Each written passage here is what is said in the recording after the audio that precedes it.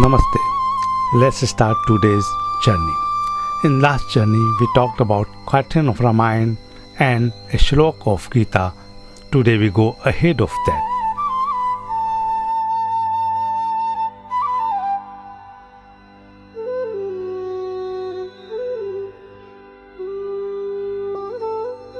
Namaste. Let's start today's journey. In the last journey, we talked about a quatrain from Ramayana and a shloka from Gita. Today, let's move forward from there. Let's start today's episode. Talking about spirituality, let's talk about a temple. It doesn't matter if the temple is small or big. That's important is the faith in that temple. It doesn't matter if the temple is grand or ordinary. What's important is the history of the temple. Let's go to a simple small Buddhist temple. This temple is in Ogikubo area of Tokyo city of Japan. Let's go. Let's go to the temple. I like to introduce you a small temple in Ogikubo, Suginami Ward. It's a very old temple.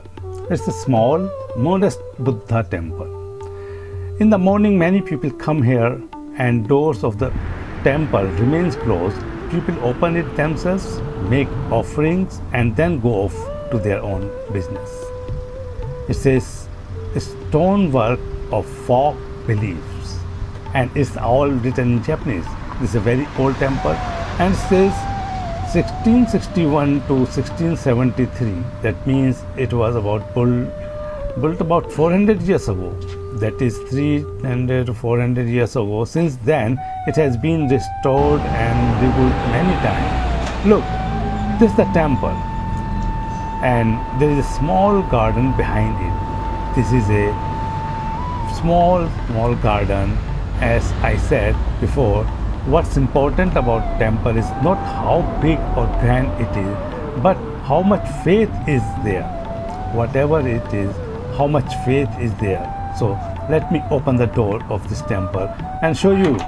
Look, I opened the door of this temple. Temple, there is a stone statue inside, and see, people take good care of it, clean it, and when they came to worship, they open the door, worship, and then close it and leave.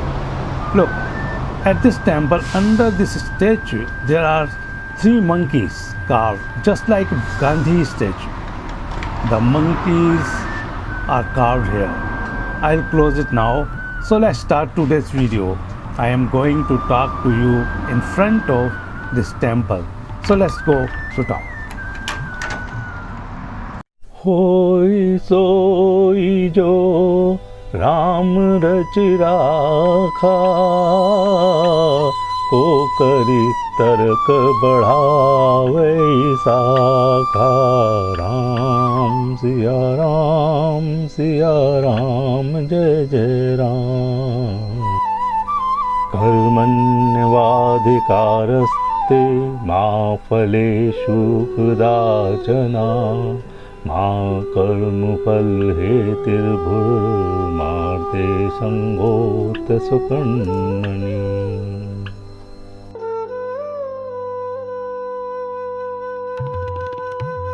In the last episode, there was a question that is there a contradiction in the couplet of Saint Tulsidas ji, Ramcharitmanas, Hoi soi jo Ram rachi rakha, ko kari tark badhave sakha, and the shlok said by Lord Krishna in the Gita, Karmanyavadhikaraste ma phaleshu kadachana, ma karma phal heturbhur mate sangot skarmani. Let's analyze it. First of all, let's remove the misconception that most people have about Ram. In the Balkand of Ramcharitmanas, on the birth of Ram, Lord Shiva tell Parvati, Hoi soi jo Ram rachi rakha. Here Shiva is not addressing Dashrath's son Ram because Ram has just been born and the word Ram was already prevalent before Dashrath Ram was born. Parshuram was born before. The word Ram is also used in that. Ram means the God who is present in everyone. That is, he is spread in everyone. So Ram means God. Shiv means the God who is present in everyone, that is, pervades everything. Everything happens by the will of that God. God himself has taken incarnation in the Dasaratha's house. That has happened by the will of that God himself. Understand the difference between God and incarnation. God is omnipresent, and that is, he is everywhere, and in the form of incarnation, he is only local, like other living beings. That is, he stays at one place in one time and goes back after completing the work ordered by God. Therefore, the meaning, the couplet is that whatever happens only by the will of God. In the Gita, Shri Krishna says, Karmanya vastikaraste ma phaleshu kadachana, that you have the right to do your work, not in the result. Karma. Karma is important in Krishna karma theory, and all living beings are free to do their work. Here, God's will does not matter. The living being does his work by his own will. Therefore, he has to bear the consequences of his actions. If everything happens by God's will, then how can a man get a result of his work? This is a very beautiful question, and answer is very beautiful.